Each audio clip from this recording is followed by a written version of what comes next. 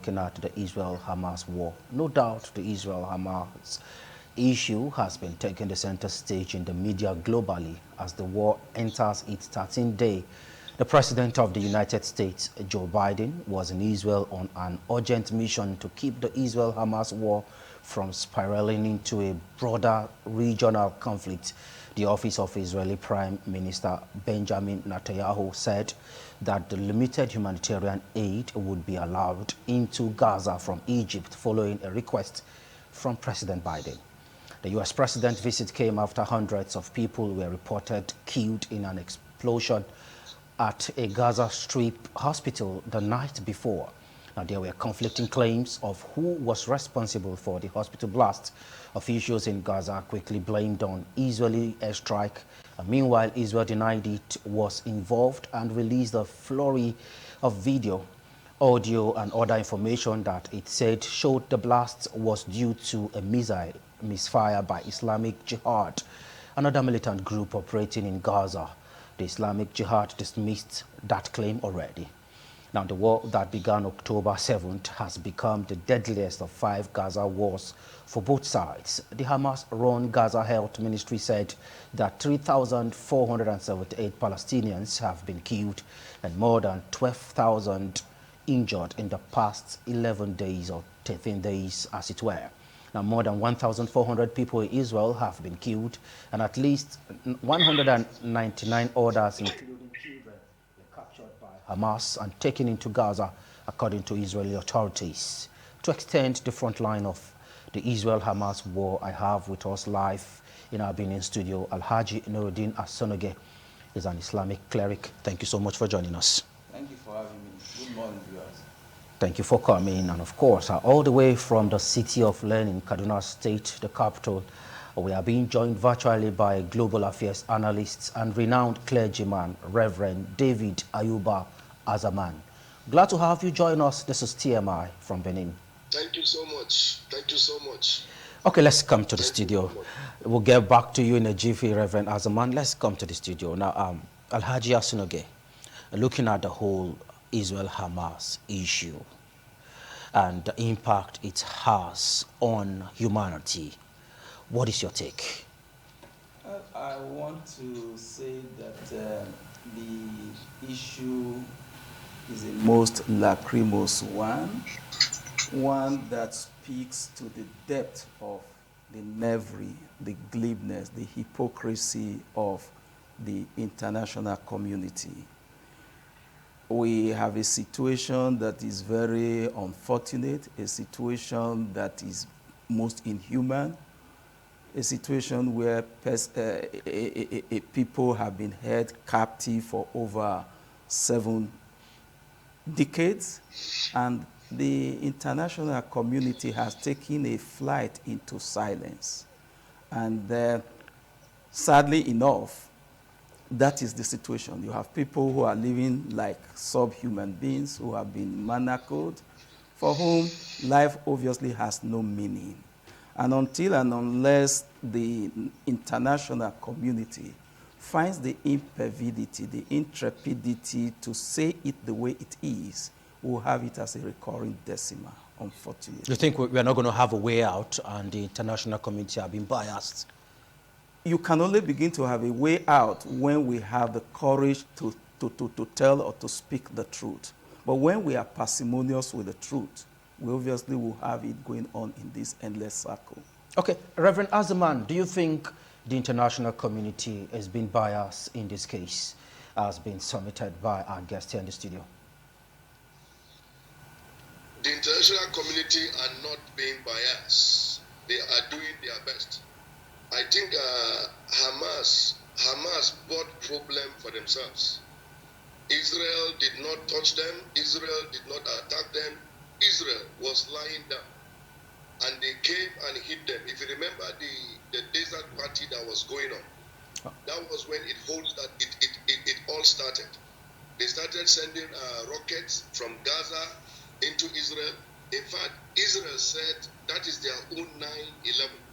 Because Israel was peaceful, Israel did not touch them. And you know, if you touch a superpower like Israel, you will face the consequences. So they started killing. They started killing. What Israel is doing is a counter attack. It's very unfortunate that innocent people are being killed, but Hamas started it, and the international community are fair, because those that they need to blame, they blame. Those that they need to support, they support. Hamas is a terrorist organization. Hezbollah is a terrorist organization.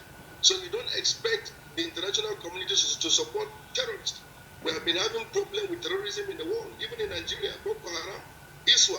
So you don't expect international community to support terrorists. Even the Palestinian president Abbas said Hamas are not representing them. So the general community are not biased. Okay, now do you actually think that this whole crisis started on the 7th of October? Let me take you back, because you actually said Israel was actually sleeping while Hamas actually launched an attack. But do you think this whole issue started on the 7th of October? No, you see, this whole issue started in the Bible. If you read the Bible, you see this issue. The issue started since when God gave Israel that land. God is the owner of the world. If God is the one that created the world, he has the right over every land in the world.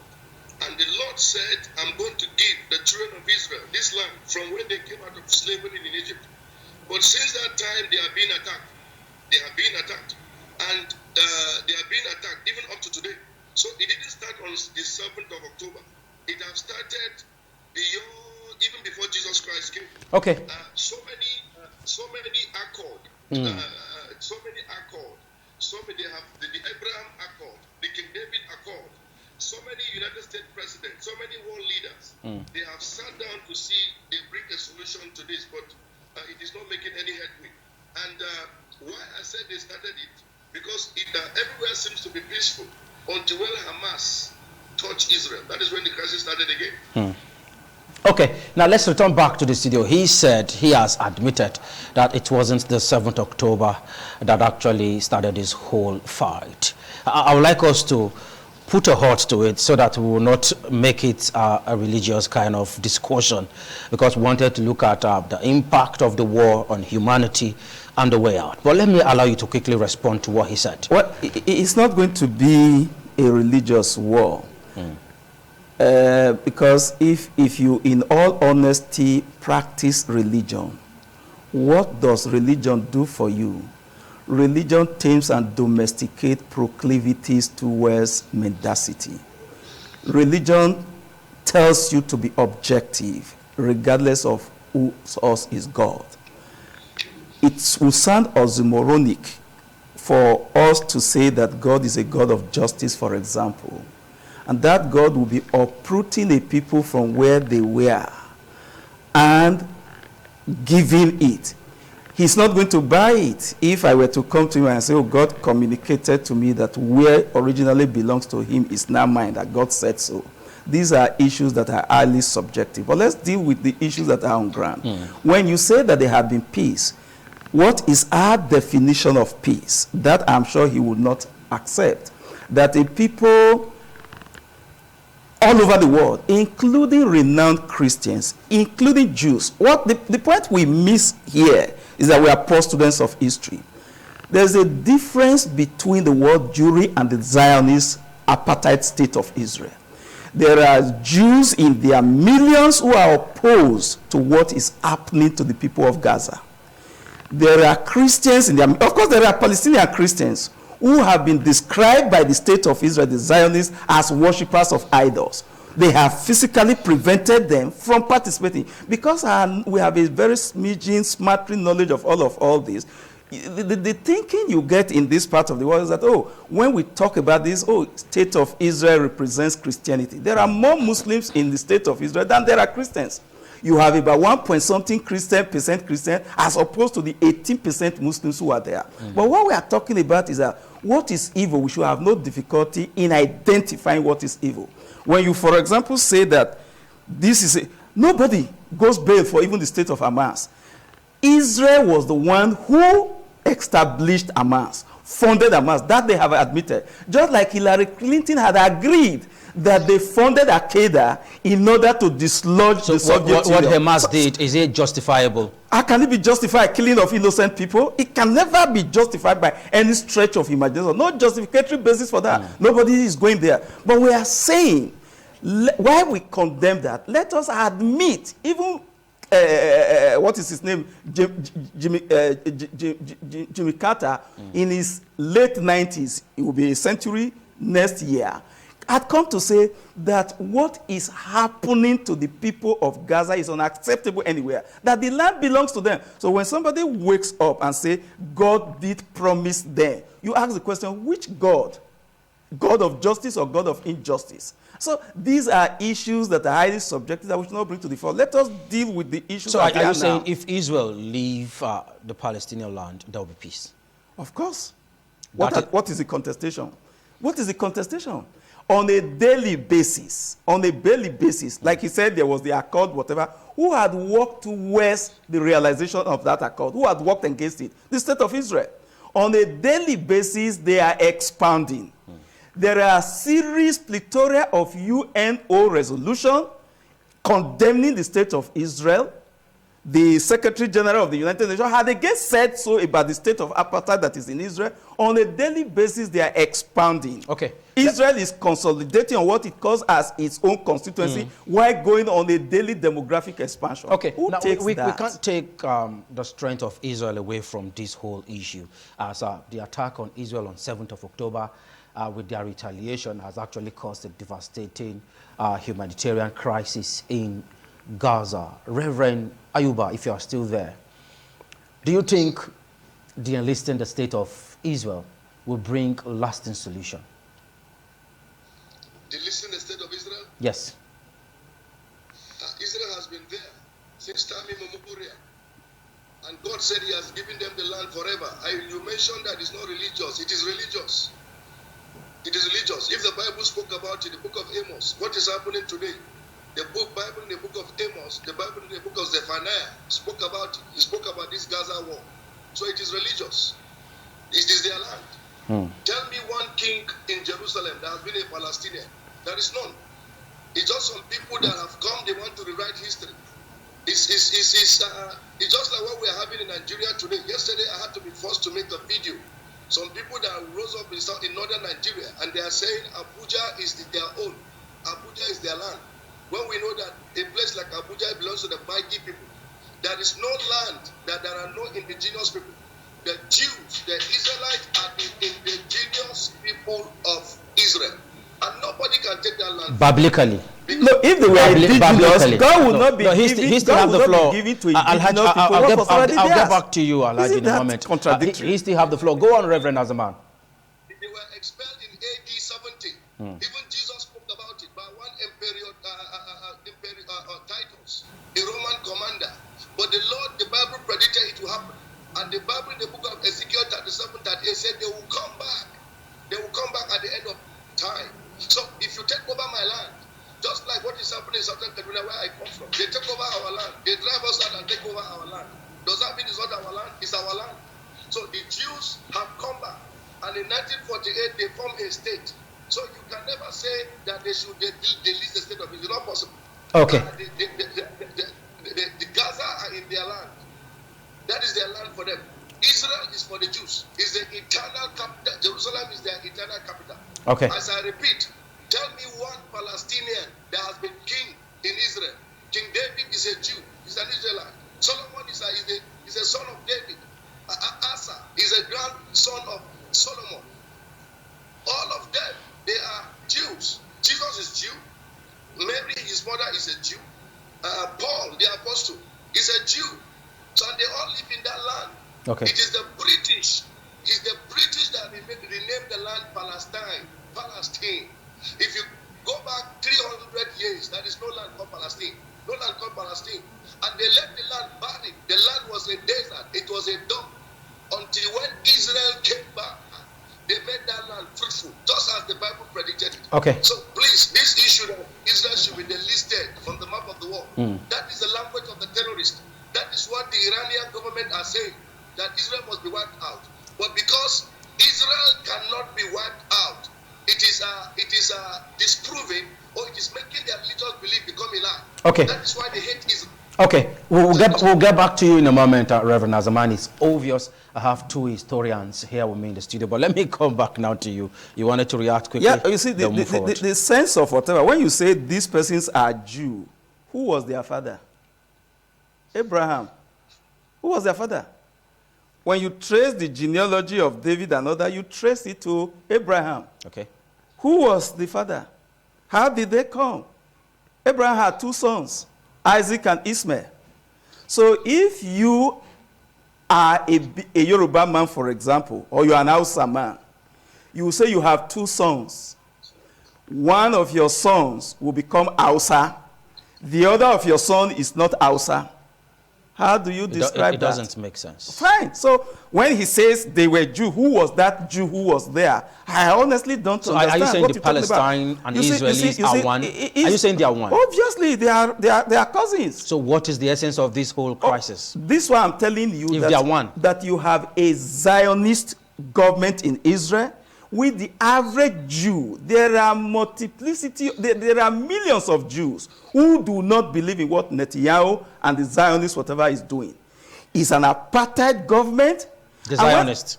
Obviously, that's what they are. Here now. That they are the ones who are in charge. And now, when you now say that God gave it to them, and I ask, did God, if you say God promised, he's not saying God promised to return them to the land that was originally theirs. And when you say there are always indigenous persons, like you said there were indigenous persons in Southern Kaduna, we don't project whatever personal hatred we have into issues. We must, as much as possible, be as objective as we can. If there were people who were originally there, the Balfour Declaration of 1917 created all of these problems. Created all of the problems. Just like the British are wont to do. They created that in Kashmir, that became the running battle like a diabetic sore between India and Pakistan. They have created it everywhere they have gone, including the amalgamation of what you today refer to as the country that is Nigeria. So when you have all of these challenges, in dealing with them, we must, as much as possible, be as objective as we are. So when a man says there is a document, the Jews that you say the Bible, they don't even believe in your Bible. The Bible you are quoting, they do not reference the Bible. They don't believe in the Bible, they believe in Torah. So what is the justificatory basis of you saying that a particular document gave X to a people, a document that they do not even believe? They reject it in totality. And those who professes the faith that is having his edifice predicated on that document, they describe as idol worshippers. Okay. I'm not the one saying this. And so when you are enamored, when you fancy all of those persons who have described you in the most pejorative terms, then something is obviously not funny. Okay, Reverend Azaman, quickly, what's the human impact of Hamas's attack on Israel on the 7th of October? And of course, the retaliation we've seen from Israel so far that have actually sent Hamas and Gaza entirely into serious humanitarian crisis. The impact is enormous. It's very unfortunate. It's enormous. It's very unfortunate that whenever there is a war anywhere in any country, that is why war is not good. There must be the innocent are the ones that will suffer. But if you look at the thing, if you look at things that like the rocket, the hospital that was bombed, all indications, there was scientific proof, there was video and what have you, to show that it is a Hamas or it is Hamas or another Islamic organization that fired that rocket, but they misfired it and it landed in the hospital. So I think the humanitarian issue is very enormous. And thank God, even Israel said they will allow relief, they will allow humanitarian aids to flow in. Yes. That will flow in from Egypt. And even President Biden has pledged $100 million for Palestine. So it's very, very unfortunate that the innocent children, women on both sides, both the Palestinian and the Israeli side are killed. Okay. It's very unfortunate. Alhaji Asonage, nobody deserves to die. Every human being have right to life. you think there have been huge impact on both sides? Of course. Of course, there have been. The catastrophe is not going to end anytime soon. Because like I said, which a fact he has not confuted, when they needed to destabilize Egypt, they created the Hamas and funded the Hamas.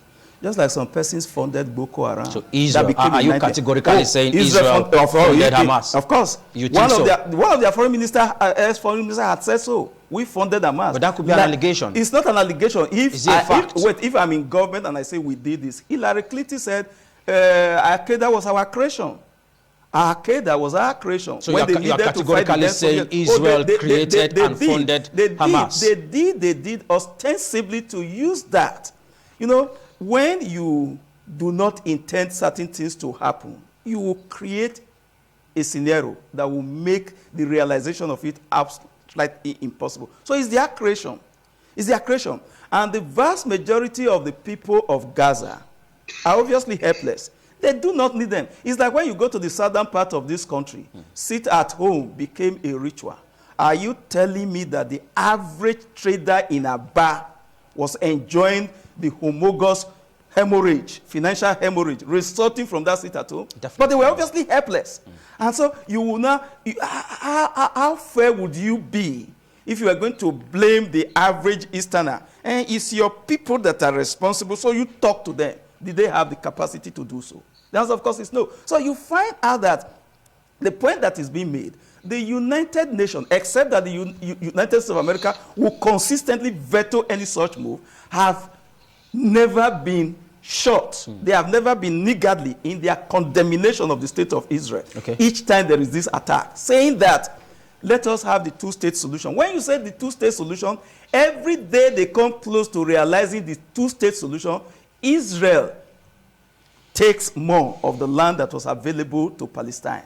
And so, who accepts each time that? there's an Each issue. time you are coming close to, whether it was the Oslo, the Camp David, whatever, that was negotiated under Jimmy Carter, who had recently come out to say that Israel is fundamentally the problem. And I'm telling you that an average Jew does not enjoy what is going on. Okay. An average Jew does not enjoy what is going on. Like when he referenced the issue of Boko Haram, there are emirs. I had an emir friend who is deceased now.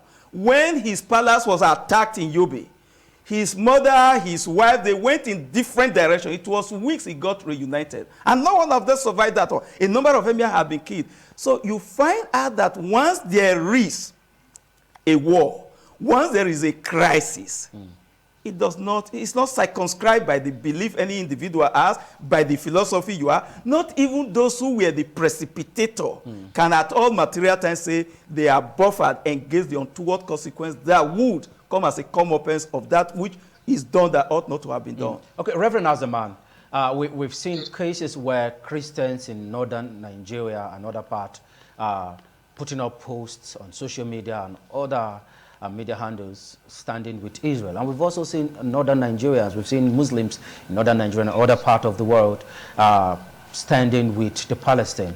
Don't you think this will further de-escalate the whole issue we have on ground?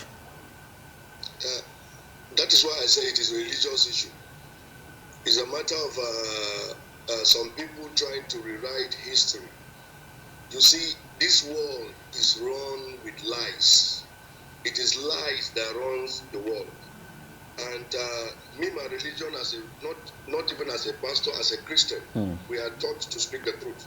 We cannot see truth, and we follow lies because the world wants to go the way of lie. I follow what the Bible tells me, what the God Almighty tells me, and we support Israel because we know the truth. That is why we support Israel. In every war, there must be a side. Even in the World War that happened in 1940, that was many countries took side. But instead of taking side at this moment, for us as a nation, we are going through a lot, Reverend Azaman. And instead of having Christian clerics or clergymen coming to stand with either side, don't you think we don't need it at this moment? You see, we don't need that. But that is even what we are also facing in northern Nigeria. We northern Christians. The same thing the Israelites are facing. That is why we are facing here in the north. Even though they are Jews and we are Christians. That is what we are facing here. It's very unfortunate. You know, you can't just sit down and somebody will just come and kill you without defending yourself. In the north here, they kill us like chicken. They kill us like chicken. And even the government don't allow us to defend ourselves. So you can't just sit down. You see, this world has been in chaos. Not now. And it will continue to be like that until Jesus comes. But we have to tell ourselves the truth. That is why sides is being taken. And that is why I said it's a religious issue. I heard the Alaji saying Israel is funding Hamas. That is a big lie. If Israel is funding Hamas, it means that Israel has ties or back with Iran. Iran is the one that is funding Hamas and funding Hezbollah. So that is why you see a lot of Christians supporting Israel. And if you come here, you will see Muslims supporting Palestine. If Israel is funding Hamas, and why are you supporting what Israel is funding? Okay. It doesn't make sense. Okay. All right. Now, do you think Israel's full declaration of a full war will affect their diplomatic ties with nations like Egypt and other Arab nations? Of course, naturally it will. But let me say this. If you are in solidarity with someone who describes you as an idol worshiper, then that is your own. That will not be religion. And if there is a Muslim, for example, anywhere in the world, who tells you that he supported Hamas going to kill innocent people, he has done that in a fraction of the laws. Because the Quran, the tradition of the Prophet has expressly said, you can't do that. You don't harm an unarmed person. A defenseless, whatever, you do not but we saw it happened on the 7th of October. When it does happen, you don't ascribe that to the religion. These are individual, whatever. If I go to steal now, you say Muslim had gone to steal. Did my religion ask me to steal? If I was not tamed by my religious belief, how do you blame that on my religion? The Second World War, like he talked about, millions of persons were killed. Who was the orchestrator of all of that happened? It was Hitler.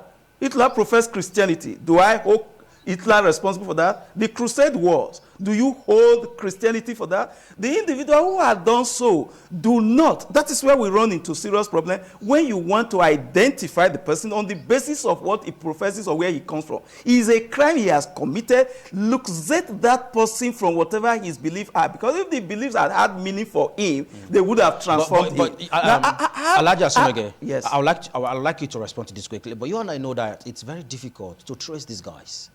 To trace which guy? To trace the Hamas. Now, I'm telling you, let him go back and restudy whatever. He should not come and begin to say, because the enemy of my enemy is my friend, that what I have said. I'm telling you that an Israeli official said, they created Hamas. Just like Hillary Clinton came to say, we created the Al-Qaeda and funded it. So when you say they are friends of, whether they are friends of Iran and all that, at a particular time, people created whatever they created, and it became out of whatever. Boko Haram, we knew who they said were the creators of Boko Haram. At a stage, it became bigger than that. The Niger Delta boys had patrons, but at a stage, they couldn't control, they couldn't hem them in anymore. Would you say so that's the result, that they were not responsible? That's the resultant Even effect. when Shoika has repeatedly said it is not logical to say that the miscreants masquerading as cult people today were a consequence of the pirate they had founded some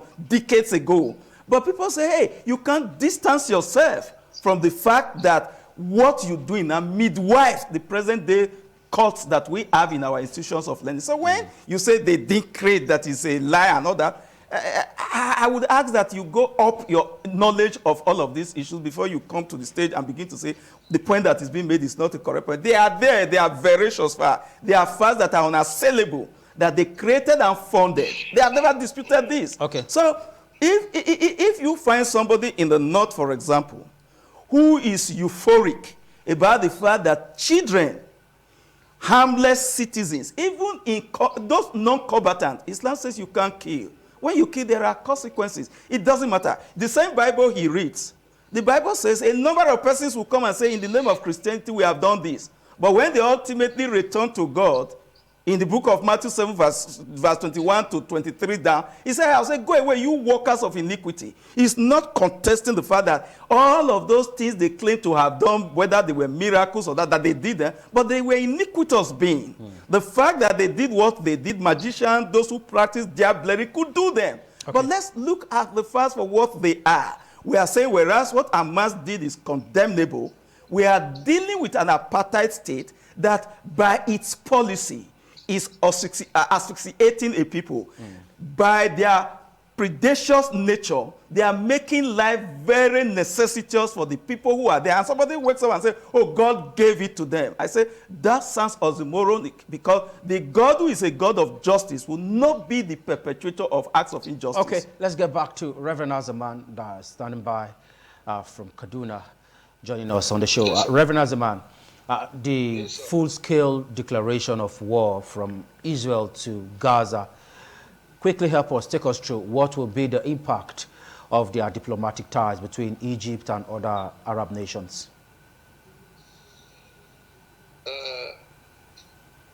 If you remember, just about last week or this week, I'm not really precise, the Organization of Islamic Conference, they called for a meeting. I think the Crown Prince of Saudi Arabia, Ibn Salman, and even Nigeria was called for that meeting. And that is why I repeated earlier that it is a religious issue. If we are seeing it as a diplomatic issue, Egypt, Jordan, Syria, or Lebanon, or Saudi should not come in. Let it just be diplomatic. Let's say, for instance, Nigeria has issues with Cameroon. Definitely it will not, South Africa or Ghana will not put their mouth in. But because it is a religious issue, that is why you see the neighbors of Israel. Definitely they will support Palestine. They will support their religion. And it is quite unfortunate. And you see, as I said earlier, this thing has been happening for a long time. But Israel will always win. That is the truth. That is why I said it's about the Bible. Israel will always win. Where are the Babylonians? The Babylonians tried it before. They failed. Where are the Greeks? Alexander the Great, they tried it before. They have failed. But Reverend Azaman, don't you think in this context now, Reverend Azaman? So I'm not trying to take you history. Okay. This thing has been there. Where is the Byzantine Empire? Where is the Ottoman Empire? Where is the British? Oh, they are gone. For us here, we're actually looking at it should be a no victor, no vanquish issue here. Who wins doesn't really matter. What is the way out? You see, let me tell you something.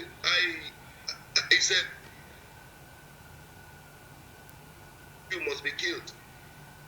If your religious book tells you that this person must be killed, it's just like me as a Christian, I believe Jesus died and he rose again. That's your belief. But when they tell you, when you are you are a small boy, small in Ahmadiyya or Quranic school, that a Jew is your enemy, a Jew is a monkey, a Jew is an ape, and they tell you that the last Jew must be killed.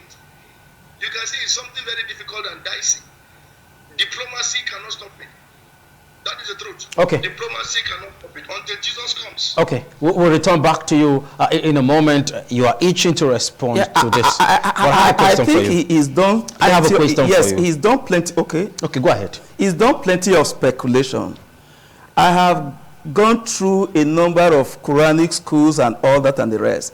There was nowhere I was told to hate any human being on the basis of the religion the person professes. The Quran tells me to be just. And it says it doesn't matter who the beneficiary of that act of justice is.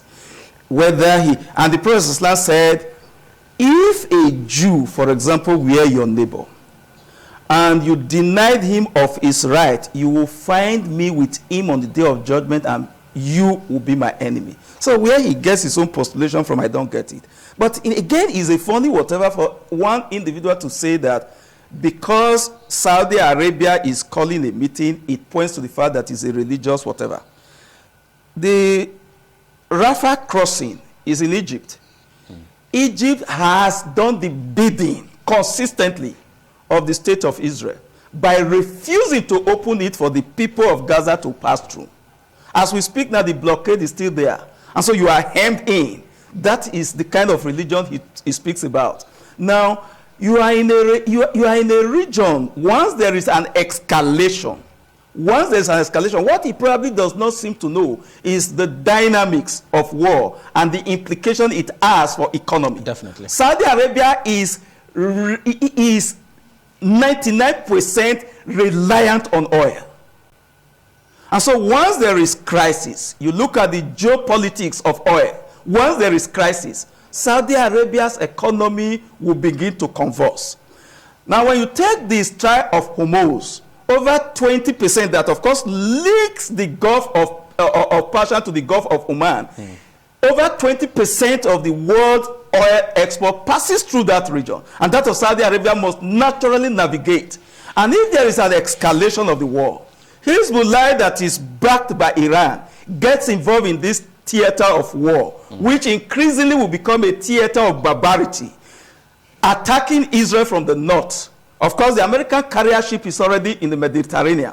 Biden has never hidden. And when we talked about the hypocrisy, is that when Russia attacked Ukraine, Russia said we were uncomfortable. They were working on presumption that Ukraine intends to join NATO. We will not let that happen. They attacked Ukraine. The entire EU and the United States of America mobilized resources, material in billions of dollars in support of Ukraine. The same countries, was he out of place? The same countries, I'm telling you the knavery, the glibness, the hypocrisy. Hold it. Was it out of place? That of Gaza had been there much, much earlier. And so, why are you justifying one and condemning one? But it's like attacking a sleeping lion. That's what Hamas did. Lion? Let me tell you, when Russia went to Ukraine, between Israel and Gaza today, yes, Gaza may lose more. Who has the peace? Does Netanyahu sleep well now? He doesn't. Nobody benefits from a war situation. It doesn't matter how powerful you are. Both sides. So Nobody sleeps well on both sides. Forget about the issue of the lion. Who is comfortable now? Who is not being affected? Everyone is being affected. And I tell you, once there is escalation, the economy of the United States, which is already in tatters, surviving on the basis of its predacious nature, will be in serious Reverend Azaman, talking about escalation, some global analysts are saying the recent visit of President Joe Biden to Israel in solidarity in the current issue will further escalate the war and the conflict there. Could that be true? Please, can you come again? Some analysts are saying that the current visit of the President of United States, Joe Biden, to Israel will further escalate the conflict between Israel and Hamas. No, I don't think so. I don't think so. He's just trying to see whether diplomacy will work. You see, even Hamas was calling for dialogue. We were calling for ceasefires last week. But I think Israel wants to deal with them. I don't know if they can deal with them finally. I don't know. Just like you mentioned, a sleeping giant was sleeping, and you come and touch it, a sleeping lion. So definitely he will react. I don't think the visit of Biden will further escalate anything. It will not. Okay. And that is why when he came, he even said he would give the Palestinian $100 million. That is not a small amount of money. And if Hamas need dialogue, they need to stop shooting rockets into Israel. Up to now, they are sending rockets into Israel. So I think the coming of Biden will help in dowsing down the tension that is happening there. And I think other world leaders can follow suit. Putin of Russia can do what he can do. Even Nigeria, Ahmed Tinubu can also try his best.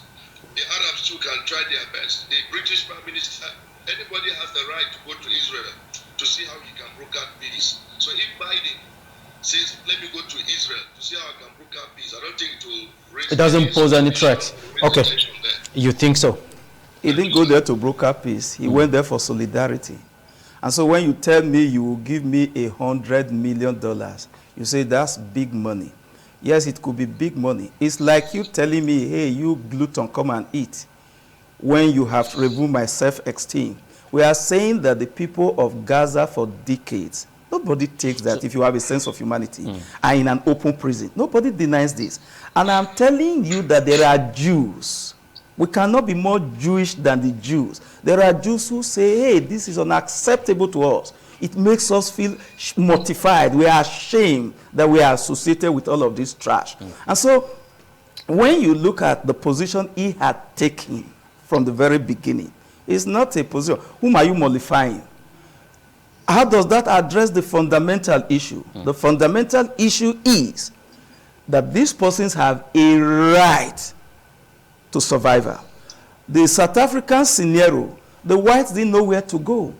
Nobody even talked about two states. Today they have peace when and once apartheid was dismantled. Why was, what is his name, described as a terrorist? He was a terrorist, not allowed to even come to the state of United States of America. What is his name now? The leader of South Africa, who led them into independence. What am I doing? The old man who died some couple of years ago, Nelson Mandela. And so, you know, they choose this word and use them in describing people selectively. There is an apartheid regime in Israel. And that regime has absolutely nothing.